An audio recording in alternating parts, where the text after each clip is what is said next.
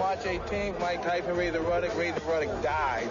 If he doesn't die, it doesn't count. If he's not dead, it doesn't count. How you doing, everyone? My name is Ryan and this is Ade, and welcome back to another edition of Box Talk. It's time for This Week in Boxing, where we give you the news, reviews, all the facts and figures from the past week. So let's start, Ade, with last night, this weekend's fights. Yeah. Let's go with Lucas Browne versus Julius Long. You know what? It's a difficult one for Lucas Browne. It is, because he's been on Twitter. He's been talking a lot. Yeah. He doesn't normally talk. Doesn't normally talk, but he's been talking quite a lot. And I think it's almost, the penny's dropped to him, where he's almost like, I've got to talk to get fights now. So he's been talking a lot. And not only has he been talking, we as these supporters have been saying, oh, you know, Wilder, why didn't you fight Lucas Browne? And Demetrius Andrade, why didn't you fight Lucas Browne? So everyone was waiting for the performance, like, all right, you're fighting a bum. Yeah. Let's be honest, you're fighting someone who's a club fighter who hasn't won since 2007? Oh yeah, something like that. So I'm expecting a big blowout. Yes, I get you had a hand injury, but regardless, the performance was extremely bad. Yeah. That won't get you a shot against any of the big boys. Well, it might actually, because the performance is that bad. They might say, all right, I'll fight him. So it might work in reverse. I remember Julius Long when he fought Woody Harrison. Yes, I do as well. Yeah, and that's why I heard Julius Long is like some big 7 foot tall, you know what I mean, guy from Detroit. So you're thinking you're going to see some monster. Yeah. And from back then, and I'm talking maybe 10, 12 years ago, he was a sub-C class fighter. For Lucas Browne to have a fight like that with him, taking into account, yes, he is 7 foot tall, he has got range, he's experienced, he's a spoiler, but to actually be losing the fight until the stoppage, that is not a good look. I think the lucky thing, watching that fight again, the lucky of lucky things for Lucas Browne is that Julius Long supposedly only had a week to 2 weeks notice. If he had a month's training camp, to me, he wasn't hurt, he just looked gassed. He was more like, I can't do this no more. Do you know what I mean? So I kind of feel like if he had a month's training camp, the Lucas Browne story is done. And all it takes is that one defeat because Lucas Browne hasn't beaten anyone of any marking standing. All it takes is that one defeat to a club fighter, and that all those Wilder talks and Shagayev talks is done. What's that he's got? I don't even know. What belt was that? WBA? What was it? I don't even pay attention. It definitely wasn't a regular. It wasn't a regular. I don't pay attention to these belts. I don't pay attention to the belts no more. It was an interim or something. Yeah. I don't even pay attention to the belts no more. I can't even take them serious. Cannot take them serious. But let's see where Lucas Browne goes next. Be interesting to see if he gets, because this week I did see they were talking on Twitter where Demetrius Andrade put a video out saying he's got on the table Lucas Browne, Eric Temper and Bryant Jennings. And Lucas Browne tweeted, let's do this. That was before the fight, obviously, so I don't know what he's doing with his promotional company, if I'm honest with you. I don't like digging at Hatton Promotions, but I mean, I read somewhere that Lucas Browne is banned from tweeting Hatton. Hatton's blocked him. Something I've read about that as well. And one thing, and sorry to go on, I even saw on Lucas Browne's Twitter feed, I was watching all his Twitter feed after the fight, and I didn't see anything like, congratulations Lucas Browne from Hatton Promotion. I didn't see anything on those kind of tweets. So I don't know if something's going on, because he is getting nothing. Do you know what I mean? Nobody. And for a guy that is 24 and 22 knockouts like that. Another thing as well, like I said, take out the top 10 or break the borderline top 10. It's a competitive division. He can fit in nicely. Alright, let's move forward. Let's go with Antonio Tarver, Steve Cunningham. A fight, I thought style-wise it could actually be an entertaining fight. It wasn't a bad fight, but I'm confused with the draw. I don't know. I can see it argument for both people, so it makes it a draw. But how did you score it? I Cunningham just nicking it. Yeah, it's like I Cunningham, but I could then someone could easily come right now and say, "Oh, Tarver won," and I'm like, "Okay, fair enough." Yeah, I'm not. It's a draw. Yeah, it's a draw. I can watch it again. I can give it to Carl. Watch it again. Give it to Cunningham. I like a fight where I could score it and say it was a draw, because it was a competitive fight, it was an even fight. But when I look at the fight, when I watch the fight, I understand why it was a draw, but I don't think it was scored the draw. I know what you mean. Know what I mean? Cunningham looked to be the busier, 5-2 halves though. Yeah, the busier, more aggressive, boxing well. But then Tarver hurt him quite a few times, and when Tarver was close, that left hook was going off nicely. He was, Tarver, I wouldn't say busier, he was smarter. Yeah. and he used experience. Less punches, but his punches were more effective. Yeah, more effective. Tarver was smarter. He used experience. He used this, and he knew how to close Cunningham down when it was in that close quarters. Know what I mean? Do you give someone credit for small spells within a round compared to the whole round? The problem is neither are going to get credit for that fight. I mean, it's the worst. To me, it's the worst possible result for both. I mean, obviously you don't want a loss on your record, but in terms of moving forward, a draw doesn't help either of them because one's 39 and one's 46, 45. The only good thing for both of them is that they're both at Al Heyman now. The heavyweight division is very, very flat in terms of take out the top 6 or 7, then you kind of struggle. You can make, they'll get fights because they both show they can do it, but they just look like two small heavyweights trying to make a name a heavyweight. But it wasn't a bad fight to watch. It wasn't a bad fight to watch, but it was a decent fight to watch, but they kind of nullified each other because of their experience as well. Yeah. Personally, I would have thought Steve Cunningham would have done more. Being the younger, fresher fighter, being more active. I don't think he's a fresher fighter. That's the thing. I look at Tarver, and Tarver has been beaten up in his career once. Yeah. That was Hopkins. Yeah. And that wasn't even a beat up. That wasn't like he was bloodied and cut. Yeah. He's fresh. And I mean, Tarver could have had more than 30 fights. Dawson as well. Tarver could have had more than 30 fights. Yeah, just over 30. See, that's what I'm saying. I think Tarver's the fresher. Tarver's been fighting maybe once a year, taking his drug suspension for the Latif Coyote fight, taking to his 46. Yeah. I will think, even if he didn't have the harder fights, he's the guy with more wear and tear, taking into account long layoffs and age. Let's skip a fight and just quickly go with Lucian Bute fought last night. First fight, I think, in 18 months since the Pascal beating. Yeah. And he got a 4-round blowout against Deluca. An article I read this morning said Bute's back. Okay. A setup fight for a 4-rounder. Does that make Bute back? No, I think they meant, you probably didn't finish the article, it said back in the ring. It definitely didn't say Bute's back. Yeah, it said Bute's back. What, full stop, end of it, just Bute's back. I started reading the article and I started falling asleep. Oh, okay. Yeah, that's what I'm saying. He's back in the ring. Nah, Lucian Bute, talented as he is and as good as he was, I don't think it helps him anyway by giving him a blowout fight after where he was and an inactive layout. Given that gives him false confidence. I'm not saying he's supposed to have a war, but I expect him to get 7, 8, 9 rounds and say, look, I could actually do this again. Giving someone who could punch on for 4 rounds is not worth the value of sparring. Yeah, I just feel with Bute, with his promoter, his manager, I don't know who his promoter is actually, but his promoter, is he Al Heyman as well now, by the way, Bute? Everyone seems to be with Al Heyman, I don't know. No, okay, so he's still Canadian operating, okay. I just feel like they know his limitations now.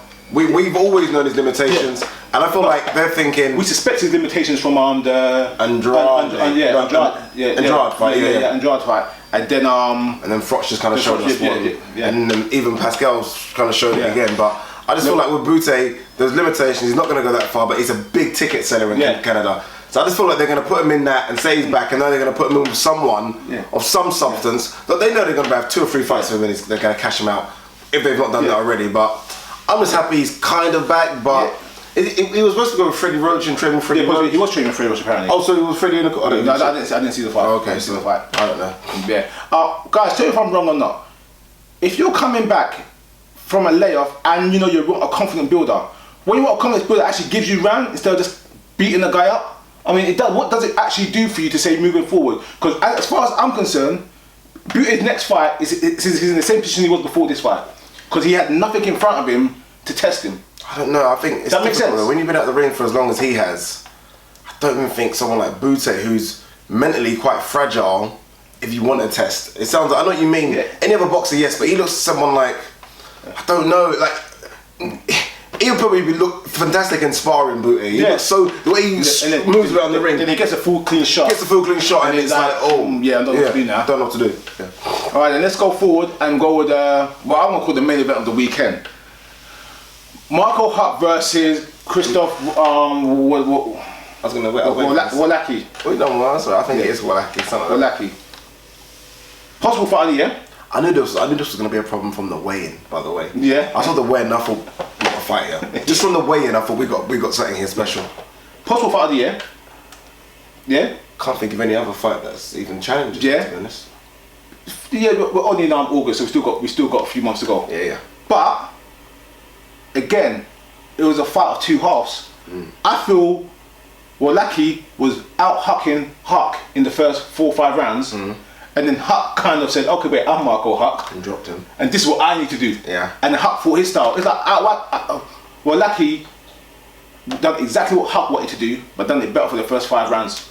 What I saw with Huck is a nervous, unsure, don't know how to impress. This is my first time on American TV, so kind of Huck. Yeah. That wasn't the Huck that I've seen at home. Yeah. In Germany or everywhere else he's been fighting. You know, you look at a Larby fight. Yeah. Huck just goes in there from round 1 and it's rocky. Yeah. It's war. But that's what Glowacki done. He was the Huck. And I just feel like it took Huck at least 4 rounds to tell him, all right, you want to huck me, I'll huck you kind of thing. Yeah, that's what I'm trying to say. Wrong, but you know, he put a tweet out after the fight. I saw it on Instagram, and he kind of put his picture up and said, look, this, and like, very humble, said, this is boxing, guys. Like, all it takes is one punch, and you just never know. But I'll come back stronger. And this is, I was very proud of him for doing that, because he didn't shy away from the fact that he lost. But there's going to be a rematch, definitely. That's a good thing you mentioned. Yeah, this is one thing that I think a lot of boxing fans don't understand, and we don't understand. Get is that all fighters know that yes, I might be the champ, I might be the best, but once you go in the ring, one win, one loses. We as fans go, he's rubbish, he's done this, he should have done that, he should have covered up more. You can always say, wait, but fighters know for a fact that guess what? Chances are when you go in the ring, someone has to win, someone has to lose. Yeah, one's. That's the way it goes. Yeah. And that's why confident fighters seem to recover from losses quickly, because they know for their whole career that you have good sparring, you have bad sparring, you win some, you lose some. That's the sport. It's not a team game. It's bad for Huck in the sense that it was his debut on PBC, it was his debut fight with What a great fight to have, though. But it is a great fight to have, but you're the king of the division supposedly, and you've been beaten by a guy that, yes, was unbeaten, but wasn't ranked in the top 5 of anyone coming up. Yeah.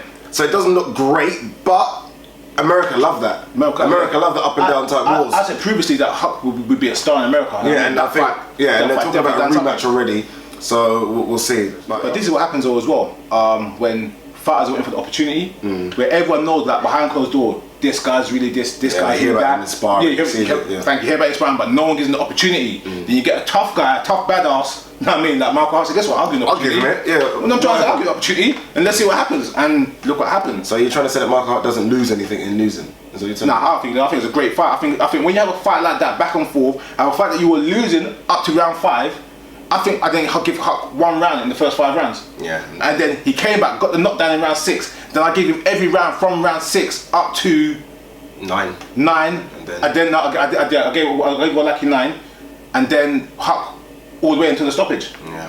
That's what I'm trying to say. It takes a lot to be behind on points, 5 rounds behind, then to come back round and turn it over. Also as well, that fight was heated. There must have been at least 3 rounds where they tried to fight after the bell and had to be literally pulled apart. Like, it was a fight, it was intense. I watched that fight and I felt it. Eastern European War. Did you feel it? Nah, I watched it, I felt it. I was like, yeah, I was in it. I was in there. You felt like I was watching Rocky 2 or something? I was ringside. That's how it felt. I was in the fight. You know, big ass TV surround sound system, I don't understand why. I was in the fight, trust me. Okay, so let's go with the news, and let's start with some Floyd Mayweather news. I think it was last Saturday night it came out, but it's got a lot of hype this week in particular. Floyd Mayweather's top 5 fighters of all time. Yeah. Okay, I respect everyone's opinion in boxing in terms of it's your own opinion. You see what you see, you like it. But I had a very strong feeling that Floyd's top 5 was strategically picked by himself to suit himself. I do not believe that Floyd's legitimate top 5 fighters of all time. Explain. So, what do you mean strategically picked by this? Okay, every fighter that general boxing fans consider at the top of the top, he wouldn't rank.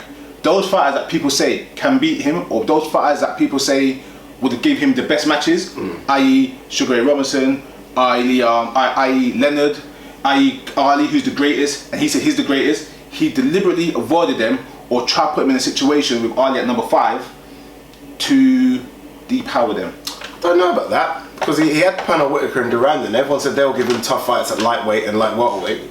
Everyone said they'll. But they're not the ones considered. They're not considered top 5. They're not considered by when people talk about Mayweather fights, those are not the people really mentioned. Pernell maybe a little bit because of the defensive aspect, people but not really. people mentioned Leonard way before Durant. Yeah. Oh, okay. Way before. Okay. Also as well, again, Durant must be the greatest lightweight of all time. I'm not going to argue with anyone. I'm trying to say, I won't even try to go into the history of it. But let's be fair. I don't think you'll find many boxing writers or historians in the entire world that will have Durant as the greatest fighter of all time. Okay. Yeah? Pernell Whitaker, and I'm a huge Pernell Whitaker fan. Ali could tell you from before we started Boxtalk years ago, I was telling you to watch this dude. And I don't rate as a huge Pernell Whitaker fan, or anyone don't rate Pernell Whitaker as a top 2 or 3 or 4 of all time. Yeah? Chavez is a great fighter. Yeah? Yes, he's done great things, but no one rates Chavez top 10 of all time. I mean, I think that list was a little picky to suit himself. Yeah? I think you'll find it very hard touch to find anyone that rates those 3 fighters higher than Sugar Leonard. Oh yeah. Let's be honest, Sugar Leonard's the greatest fighter of all time. I'm not gonna get this argument with you. Yeah, but like you say, we can't say everyone's valid to their own opinion. No, he's valid. I'll give his opinion. And then criticise their opinion. I just think it's not his opinion. I think that was a TV opinion, what he's done to suit his persona. But I don't think it was a fair opinion. I reckon behind closed doors, him and Roger have a different conversation totally.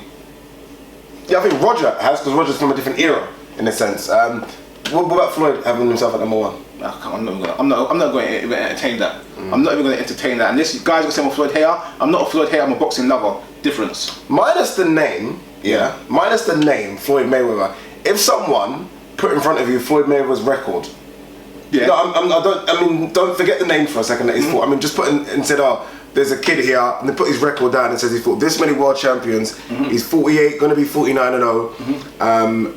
He's a 6-7 weight world champion. Where would you have that kind of record? Okay. But answer the question is what you said a minute ago. You said he's going to be 49-0. That answers the question already. So his fight sign is already pre-given that he's going to win. That's because we think he's so good. No, because we know the fight's a setup. Isn't every fight a setup? No, but that's what I'm trying to say. We know this fight is already preordained for him to win. I think this fight... So that 49 record, yeah. I actually believe this fight will be tougher than Pacquiao's fight. Pacquiao didn't do nothing. Yes, I'm trying to say. So, but before the Pacquiao fight, we were going, it's a tough fight. If Josito Lopez could outbox and batter Andre Bello for 4.5 rounds until he got caught, I think Mayweather's going to do the same type of thing. Styles make fights. Now stay in my fight. Jordan is aggressive. Yeah. Do you think, back to the original question, do you think Floyd Mayweather's choice of the 5 fighters he chose was his legitimate choice for the 5 best fighters of all time? I think they're up there. I really do. I think they're up there. I think he would have. Honestly, Pernell Whitaker is Floyd Mayweather. Sorry, Floyd Mayweather is Pernell Whitaker in terms of style. When Floyd Mayweather was coming up, not the Floyd Mayweather now, but the Floyd Mayweather that fought like Diego Corrales. It's very similar to the way Pernell Whitaker used to fight. And that defensive. Everyone talks about Mayweather being a defensive genius. Well, Pernell Whitaker was the defensive genius. Durant is floating around people's top 10. Ali's top 5, definitely. So the only ones really that I have problems with are Floyd himself and Chavez. All right. And it's bad because Chavez, like, talking like 90 whatever fights. But I can understand what I'm saying. Look, the names he's really missed out of are Jack Johnson and Sugar Leonard. Yeah. So you're only talking 2 names. You can hit Joe Lewis as well. You can put him back in Harden for him. There's a few old times you can put in there as well. No, but in terms of the like. What I'm trying to say is that if he had Jack Johnson and Sugar Leonard and he took out Pernell Whitaker and Chavez, no one would be saying anything. He could put Henry Armstrong. Yeah. That's what I'm trying to say. He's picked a few fighters that are kind of the marquee names that people know, but they're not really the names of actual quality of the history of boxing. He's left names out that are some of the great names. Johnny Nelson picked Mike Tyson. I don't know. Johnny Nelson picked Mike Tyson. The greatest top 5 all time. Have you not seen that guy? As heavyweight? No, the greatest top 5 all time. Yeah, Sugar Leonard number 1. He put Mike Tyson number 5. Everyone's got their own opinion. Johnny's crazy. But there you go. And we're talking. He's in shape, but he's crazy. There you go. So it's all over the place. All right, then let's move forward. Demetrius Andrade files an appeal with the WBO about being stripped of his title. He's saying that the WBO broke their own rules. And that's why he was stripped.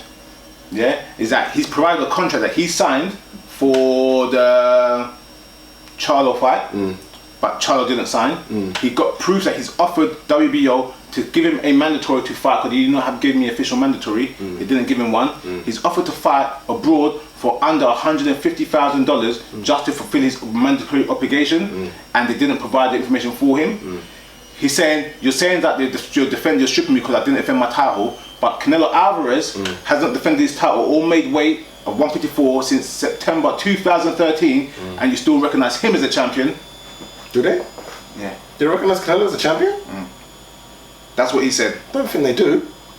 That's the statement from. I remember Canelo when he fought Lara and he was saying, I don't want to fight for that belt because of Floyd's belt. I don't think they do. That's what Demetrius Andrade has said. It's not my quote, that's his quote. Yeah, in his official dispute with the WBO. Okay. Dispute. They ain't got a leg to stand on. He's got a valid point. I don't think he has at all. He has got a valid point. I don't think he has at all. Look, WBO are just they are belt deliverers. They deliver you a belt. And you pay them money. Yeah, you pay a sanctioning fee, you pay what, 10%, 5%, you pay them pennies, to be honest. Yeah. Fight. Okay. Just fight. Again, all this, yeah, I done this and I done that and I should have signed this, I should have signed that. Fight. Okay. You're making excuses. Okay, but it's excuses. Okay, so thinking from this perspective though. If you're supposed to fight your mandatory and they don't provide you with mandatory, do you believe that? Don't believe he's got proof. I'm saying, if he's telling the truth and you have not provided him with any mandatory to fight, there's a whole statement out there on the whole thing. How do you fight your mandatory? And then you strip him for not fighting the mandatory or fighting and being active. It's a contradiction. I don't actually believe him, no. You don't believe him? Nothing. I believe this whole Rock Nation suit thing threw him off track. I believe that the option of free money, because the Rock Nation was going to pay him $550,000 to skip the fight. Yeah. So I think most people that are money hungry. That alone contradicts what he's saying about his mandatory. But what I'm trying to say though, most people that are money hungry will take the $500,000 because it's free money. They have to do nothing. I'm going to pay $500,000 to do nothing. So I understand where you might feel there's contradictions, there might be problems in between. But still, if your sanctioning body does not provide you with mandatory people to fight, you request to fight, you say we could get anyone in the top 15, give me someone and I'll take short money to take the fight, and you don't provide it, that gives him a story. And as much as he mentioned Canelo here, and look, in an ideal world where everything is, black and blue, I understand the argument. Yeah. He's got to look at it from a sport and boxing world. Canelo is a superstar. As much as we might not want to agree with this statement, it's a fact. Canelo's a superstar, Mayweather's a superstar. They don't want to fight the mandatories. They'll get a bit of weight. Okay, but Andre Ward has had it. It's not right, but it's not right. Yeah, it's not right. It's not fair. Make yourself into a superstar. No, but then he's trying to say though, you can't have one rule for others and one for us. Of course you can. No, he's doing the right thing. He's standing his ground. Even if he's wrong, and even though he's doing this as a delaying measure or a tactic, yeah, he's right. You cannot have one rule for one champion and then another. If he ain't defended his title and he's still being recognised, which I need to check, yeah, for 2 years, how can you criticise me when you're not going to criticise him? Floyd Mayweather said the best. I want an even playing field, yeah, on all terms. That's not just about drugs. That's on all terms. He needs to. It's fair. It's fair. It's fair, but he's got to wake up and smell the roses. Yeah. This is boxing. Boxing's the most unfair sport in the history of sports. Yeah. Wake up and realise it's not how it works. You get in the ring, you fight. There's so much more. That's it. Adding the whole the Rock Nation stuff, there's so much more. But that's his version of the story. There's been no rebuttal from the WBO.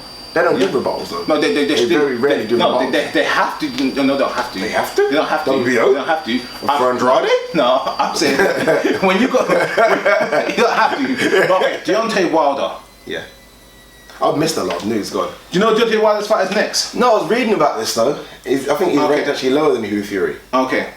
This really boxing bits review is coming this week without a doubt. I'm not gonna spend a lot of time on this because I'm saving this. I'm saving my anger for this video. Yes, sir. Deontay Wilder looking to fight a guy called Andres. Wozarek? Don't know. Okay, that's his first name. So let's quickly go backtrack the story. This guy was ranked 31 by the WBC rankings last year. Then they removed the guy from the rankings and he was unranked. This guy fought a guy who had 3 wins in 18 fights. And then the sanctioning bodies ranked him at 21. Okay. Yeah?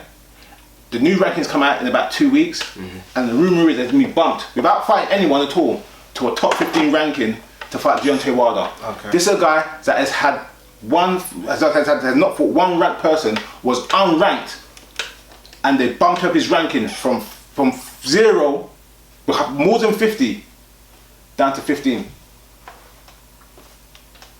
Explain it to me, please. That's not possible. Can't explain. And this is what Deontay Wilder said in an interview last week, that I would fight Amir Mansour, but he needs to get his ranking up. Did he say it really? Yeah. Okay. Alright, well, you just give me a bit of ammunition there, my friend. I will fight Shannon Briggs, but he needs to get his ranking up. I will fight, he said someone else, I can't remember who he said, but he needs to get the ranking up. How the fuck can you say that when you're fighting a guy that's not even ranked? Legitimately not ranked. He fought a guy who had 3 wins and out of 18 fights.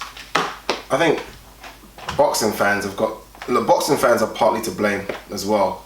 We've got to start boycotting these events and showing that if you can't just give us this and feed us this as television or as entertainment anymore, we've got, honestly, the numbers have got to get low. If the numbers don't get low, then they're going to say, well, with all due respect, I'm getting the same amount of numbers if I was to fight a Povetkin or fight a Tyson Fury than fighting these bums, so might as well fight the bums. You know, big name boxers done it over the years. And I feel like Deontay Wilder's just following the path where, you know, even look, what did Danny Garcia say? I'll fight anyone, you guys are still going to tune in, something along that kind of stance. And this is what it is. We're probably going to tune in. Because we're boxing fans, we're going to tune in. I think they're getting to know that now, where he can have one marquee fight in 3 years and still get paid millions, and it makes me sick, but just the way boxing's going right now, be honest with you. Dr. Wu said, mate of ours, on the YouTube, on the video for Deontay Wilder, said that Deontay Wilder should sit outside the retirement home and start picking fighters. So he could become 100-0. I mentioned this a few weeks ago when Mick Hennessy went to the Tyson Fury bid and bidded Tyson Fury Klitschko and bidded by himself separately from Frank Warren, and Frank Warren sent Andre Ribisky over. Anyway, to cut a long story short now, officially Box Nation has withdrawn from the bid for Tyson Fury versus Vladimir Klitschko. There is a beef down the line. No one's talked about it yet to say what's actually happened between them, but they are no longer winning parties together. That leaves Sky in the mix to get Klitschko Fury at reportedly 1995 pay-per-view. Wow. Yeah? There is, what do they say in films? There's a storm coming. Yeah, there's a storm coming, yeah. There's a storm the calm coming. before the storm. I'm telling you now, Frank Warren isn't the kind of guy that will just sit on his hands and won't say anything. Because he looks like he's pumped a bit of money into Tyson Fury. Again, we've seen a few fights, we've been to a few press conferences, and it literally has been Frank Warren, Tyson Fury, and Hennessy's been on the 7th chair in the corner. So something's happened here now. Yeah, definitely. And the thing about Frank Warren as well, which I always said always want to add about, and I'm the thing about Frank Warren, you've got to give Frank Warren so much credit for. He's a survivor. He can change and transition and adapt to the times all the time. He's not a weak person. Yeah. No. You get my point. Yeah. He's a fighter. Yeah. If he feels it's like an Essex gangster. If he feels he's been hard done by, he's gonna fight for it. You'll hear about it. Yeah. Hennessy's taking a risk. Again, we're trying to fill in gaps that we don't really know the full story. But when I look at Hennessy's stable, it's not very thick at the moment. Yeah. Tyson Fury is that marquee name, and if he's doing, I see a better working relationship with him and Box Nation. Yeah. If he's got this super fight now, which he has, and he thinks, okay, this is it now. I don't need you, Frank Warren anymore. I think you still do. No, I think you still do. Klitschko wins easy in this fight, which could happen. You're back to square one sort of thing, and I feel like you might need Frank Warren more than Frank Warren needs you. I mean, Frank Warren's got 3 world title fights being lined up this week. I mean, on Monday, on Monday press conference. Monday. So he's not struggling. Do you know what I mean? He's got Billy Joe Saunders is still there. Flanagan's now made a world champion, so he's doing all right. Shane Mosley, this guy's been hitting me up all week now. Yeah, I swear, every day it's a new press release from Shane Mosley about how great he is and how his fight's going to be a war. How his fight's going to be this. Now he's supporting dogfights, supporting the cause to stop dogfighting. But now he's got a real problem. Don King has put in to sue Shane Mosley Productions for breach of contract for fighting for signing to fight Mayorga, and Mayorga is still a Don King signed fighter. Oh really? Yeah, it probably is, you know. Now, probably is actually. Mosley has put a counterclaim saying it is fake. That Don King had a suit with Mayorga, and that the notary that signed it in 2009 and the notary that signed the extension in 2014 is in the same building as Don King Promotions. Oh, okay. It's not an official notary in the state of that place or in that state in America. Yeah. And that it's a forged document. Makes sense. Yeah. I was thinking, wait a minute, Mayweather ain't fought a real boxing match. He's had 2 warm-up fights. Yeah. But he had a real boxing match since Cotto. Yeah. You can't be under contract for 6 years. Don King contract you can. You know what I mean? And whatever. There must be some sort of real contract. Either way, though, the point I'm making is, one, that fight's in jeopardy. Never. Yeah? Not in jeopardy. No, it's an injunction right now, so you have to go through it quickly. Yeah. So that's right. 2, apparently this fight has cost Shane Mosley up to $1 million because it's his own promotion. Yeah, in funds. Shane Mosley is also trying to sue his wife back. You heard about that? Nah. Apparently she was married while they were married. So he's doing her for bigamy. And he's got proof of this as well. You know, she was though. 100% she was married. What, Jinky? Yeah. Who married, man? Here's the joke as well. So that's Jinky's Pacquiao's wife. Wait. Jin, that's it. Mosley. I'll tell you that in a second as well. So that's the problem with the fight. Also, this fight is on pay-per-view. You know what pay-per-view is? £6? $6? On the same night as the free fight, Abner Mares versus Santa Cruz, the same night, in the same state as Alan Mares fight, Shane Mosley's pay-per-view is on for $49.95. Oh, he's done it. I don't want to laugh at Shane Mosley, but nobody, he's got problems. He's done. He's got problems. You know what the worst thing was? The worst setup ever. Did you see the face-off between them two?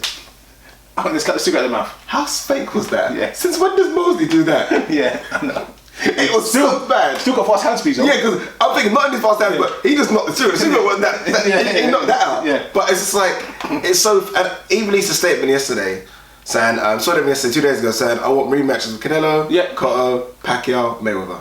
And I put on Twitter saying, Golden Boy, can you just loan this guy some money? Yeah, that's it. Because this is getting. I've not seen a fighter this desperate for years.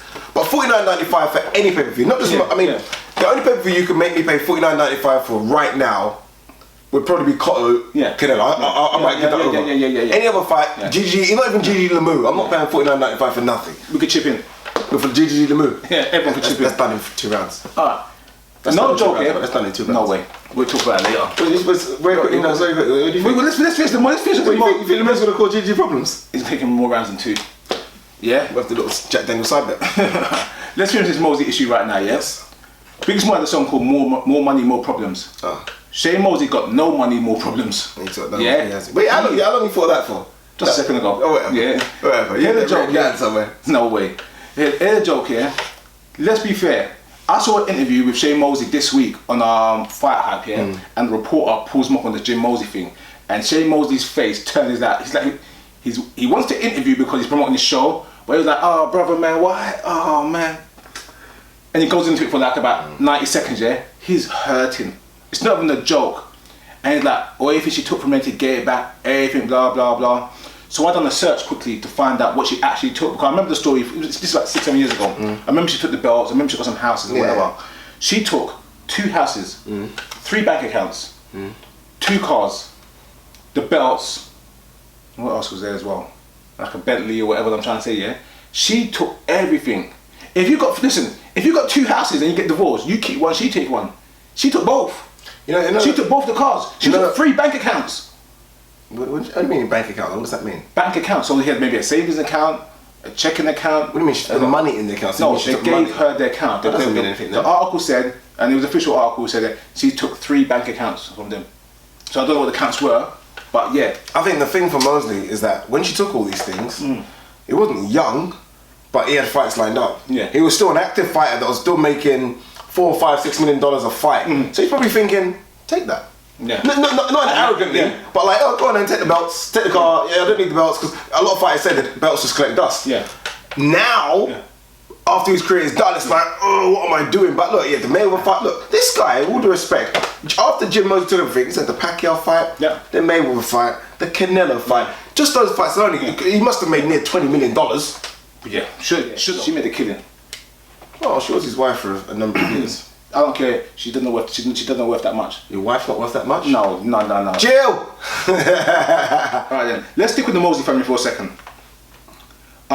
So Nevada had their monthly meetings, whatever, for all their drug stuff. Shane Mosley Jr. banned for 7 months. That's it. I'm definitely on the drugs now. Yeah? I'm definitely taking them.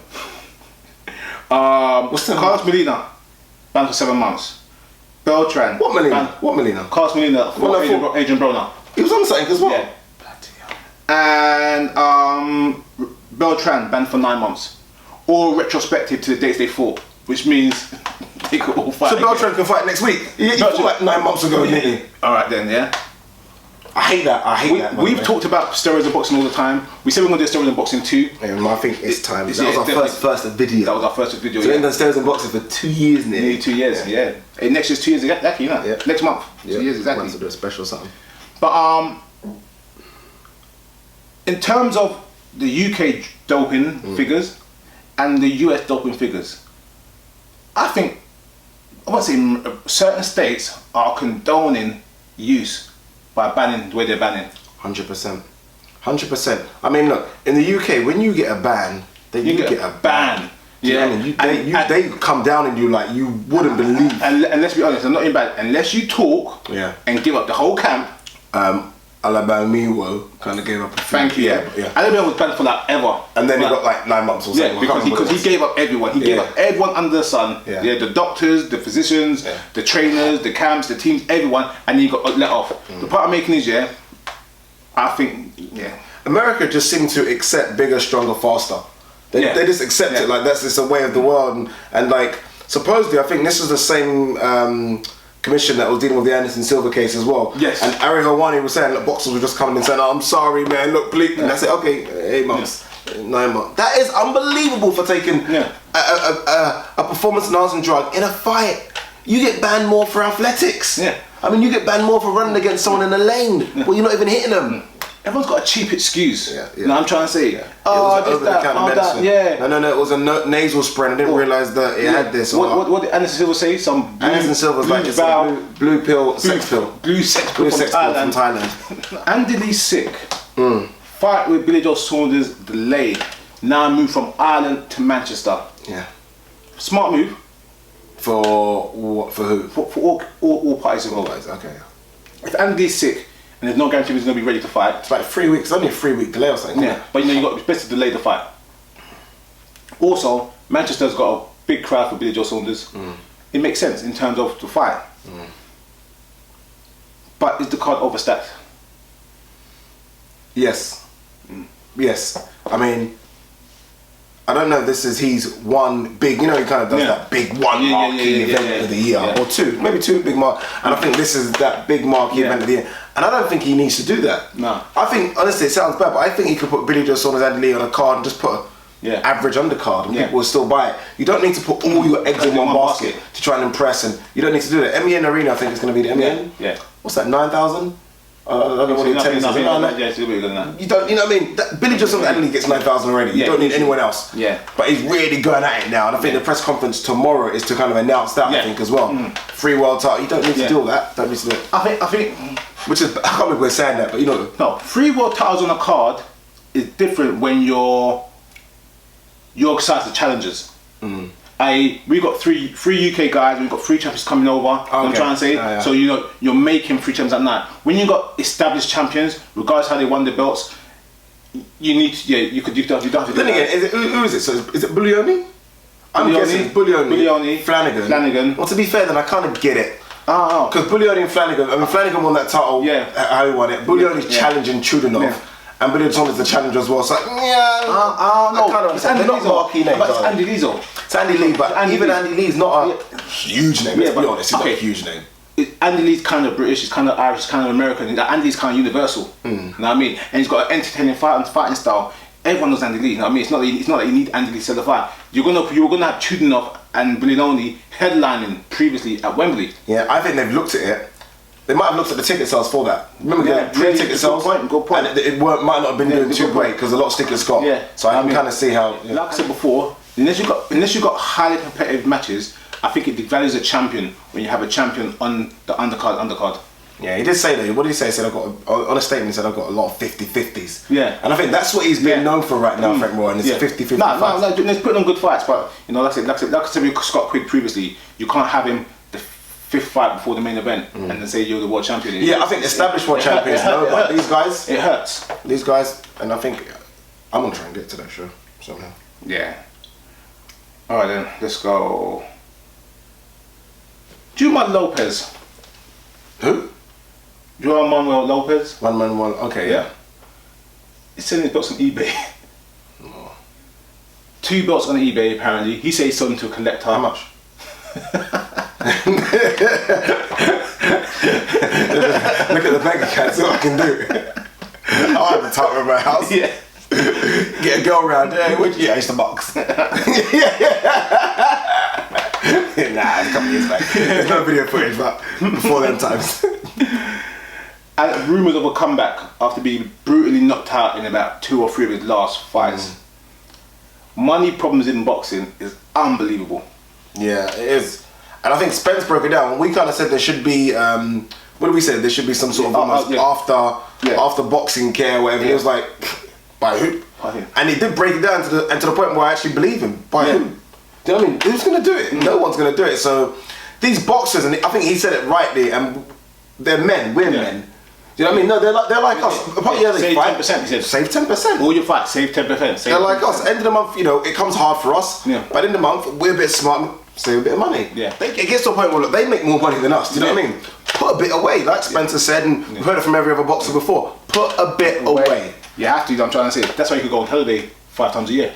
Exactly, because I put a bit away. No, but seriously though, let's be honest. Jealous of my holidays. No, I ain't just. I don't like flying. I'm about to say, that's what I'm saying. But a few people have been giving me sticking and he's gone again. Yeah, I'm gonna get what? Well, let's be honest though. Margarito's coming back. Yeah? How he has passed a medical test. I have no idea. No, but okay, he's gonna go blind or be severely deformed, and that's boxing, they're gonna say. Yeah? Roy Jones had the face-off yesterday. He's fighting still. Tony. James Toney fought last week. James Toney's speech has got so bad now, it needs subtitles. He lost to a guy who's 9-3. And the guy ain't fought for so long, or something along the type of record. Roy Jones Jr. is still fighting. Exactly. How far do you go now for your record is totally tarnished? Let's be fair. People don't remember Evander Holyfield for being Evander Holyfield. People don't remember, that's what it was a few weeks ago. People don't remember Roy Jones for being Roy Jones. Yeah? People don't know who James Toney is. Like, who's James Toney?